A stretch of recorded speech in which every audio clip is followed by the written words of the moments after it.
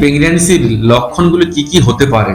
আপনি যদি সদ্য গর্ভধারণ করতে চান তাহলে অবশ্যই আপনাকে জানতে হবে। অনেকের মুখে শুনে থাকবেন যে গর্ভধারণ করার পর কি কি লক্ষণ থাকে।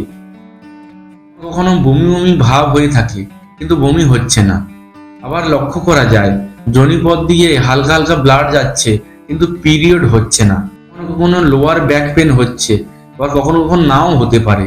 এই সমস্ত কিছু আপনি শুনে থাকবেন। নমস্কার বন্ধুরা, আমি রবিশঙ্কর হেলথ গাইড চ্যানেলের পক্ষ থেকে সবাইকে অসংখ্য ধন্যবাদ জানাই। আজকে চলে এলাম আর একটি নতুন ভিডিও নিয়ে আলোচনা করতে আপনাদের সঙ্গে। কারণ প্রেগনেন্সি হওয়ার পরে 50% চান্স থাকে যেগুলি বোঝা যায় না। আপনি গর্ভধারণ করার আগে আপনি আপনাদের পাড়ার মধ্যে অনেক মায়েদের মুখে শুনে থাকবেন যে গর্ভধারণ করার পরে আপনার কোমরের ব্যথা হতে পারে, আবার কোমরের ব্যথা নাও হতে পারে। কখনো কখনো শুনে থাকবেন বমি বমি ভাব হতে থাকে বা বমি হয় প্রচুর পরিমাণে। আবার শুনে থাকবেন গর্ভধারণের পর যোনিপথ দিয়ে হালকা হালকা ব্লাড যেতে থাকে। এই সমস্ত কিছু আপনি শুনে থাকবেন, কিন্তু আপনি আরো অনেক কিছুই জানেন না, যেগুলি অবশ্যই আপনাকে জানতে হবে। ক্ষেত্রে লক্ষ্য করা যায় ইয়ারলি প্রেগনেন্সি হওয়ার পরে মায়েরা 50% চান্সই বুঝতে পারে না যে তারা গর্ভধারণ করে ফেলেছে। যাতে অসুবিধা না হয় সেই নিয়ে আজকের আমার এই ভিডিও বানানো। গর্ভধারণ হওয়ার পরে বা আপনার যদি পিরিয়ড মিস হয়ে থাকে তাহলে আপনি লক্ষ্য করবেন কিছুদিন পর আপনার শরীরে ভিন্ন ভিন্ন জায়গায় যন্ত্রণা শুরু হবে।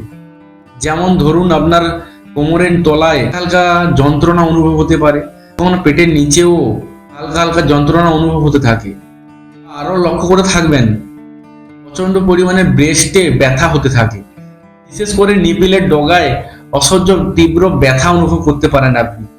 যখন আপনি পেডিকেট খুলবেন তখন আপনি বুঝতে পারবেন নিপিলের ডগায় প্রচন্ড ব্যথা অনুভব হচ্ছে।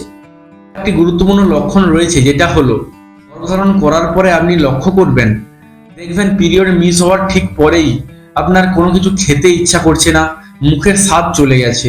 ইচ্ছা করছে কিন্তু আপনি খেতে পারবেন না। আবার প্রচন্ড শরীর দুর্বল মনে হবে, সবসময় শুয়ে থাকতে ইচ্ছা হবে আপনার, মনে হবে পেটের মধ্যে যেন কিছু একটা রয়েছে, ভারী ভারী মনে হবে আপনার পেট।